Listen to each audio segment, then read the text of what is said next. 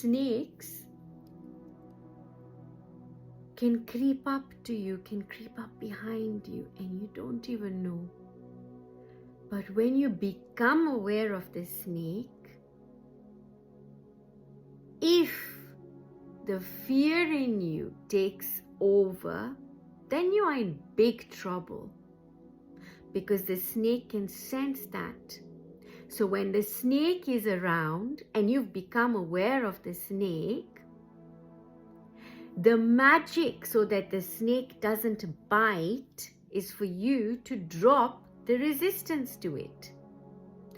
When you allow the snake, the power of the snake, the power of the serpent, the snake, the serpent power within us that exists, that has always been there. For most of you, some of you, you will have been seeing snakes when you go through a Kundalini awakening, or you're going to go through a Kundalini awakening. Some of you will have what is known as kaal, sarp yoga in your astrological chart, where you have like a snake's head from Rahu and Ketu in your astrological chart. Some of you will suddenly see snakes. Some of you as children, if you're anything like I was, would see snakes right from when you were a child. I remember I used to see a golden cobra following me everywhere I was, and I was sure that the cobra was there, and I couldn't understand why nobody else could see what I could see. And I would often wake up with dreams that I've had with snakes. I would see lots and lots of things happening with snakes, and ever since, my mother would take me to medicine people and ask, why is she seeing this? What is happening to her? And people would say she's got naga dosha, or she's kaal sarp. Or then there were others who would say, oh, she's blessed with the blessings of Lord Shiva. There were so many different versions of what was actually happening. It was until much later that I started to feel the connection between seeing snakes, hearing about snakes, serpents, and actually going through a Kundalini awakening.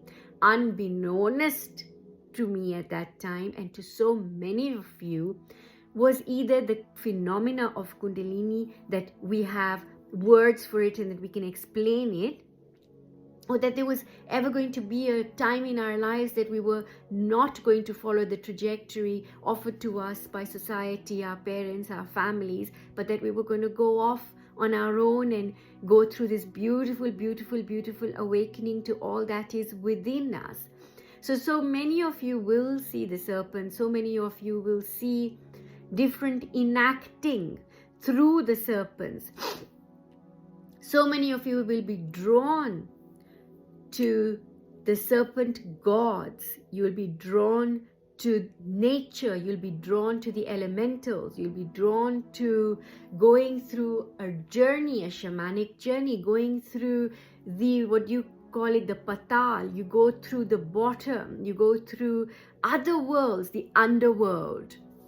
So there are various things that you may go through when you're going through a Kundalini awakening, or that is in your bhagya, that is in your luck, that is in your charts, that is something that you've signed into this time around that you're going to go through.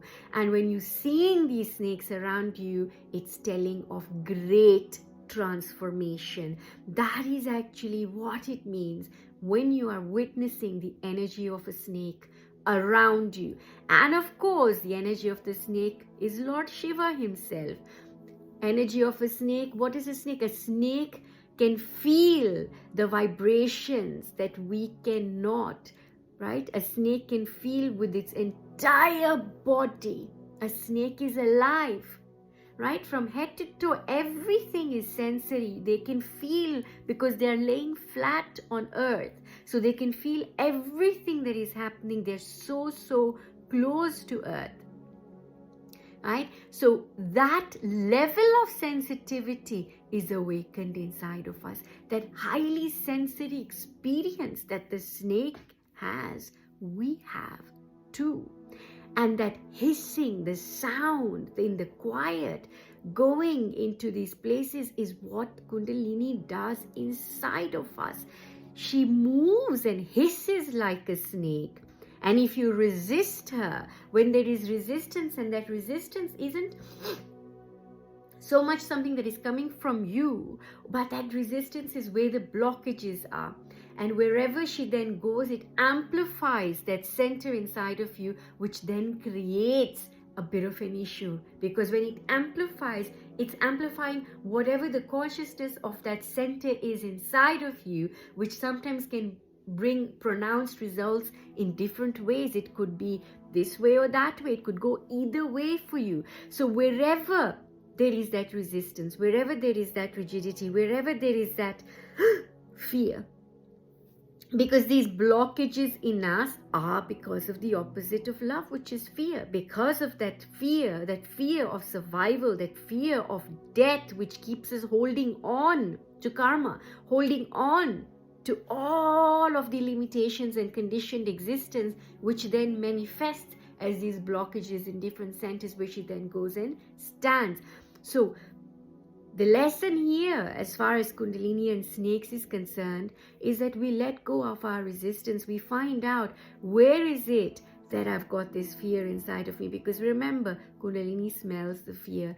That snake smells the fear. When the snake smells the fear, you'll get bitten and we get into trouble. When it doesn't, it's smooth sailing, and you can pretty much befriend a snake and they won't harm you. You can get into a snake pit and they won't harm you. When there's that fear, then it's it. That's it. It's game over, basically.